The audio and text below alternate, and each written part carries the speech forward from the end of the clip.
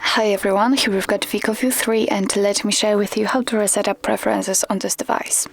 So first of all, let's enter the settings, and now let's scroll down to the very bottom and tap on the system. Here we've got reset options, so let's tap on it, and as you can see on the third position we've got the option we are looking for, so let's tap on it. And right now your device is telling you that it will reset all preferences for disabled apps, disabled app notifications, default applications for actions, background data, restrictions for apps, and any permission restrictions. What's more, no worries, you won't lose any app data, so just tap on reset apps, and actually that's all. This is how to reset up preferences in your, as you can see, we've got the evidence that we just reset the preferences. So actually that's all. This is how to reset up preferences in your WIKO View 3.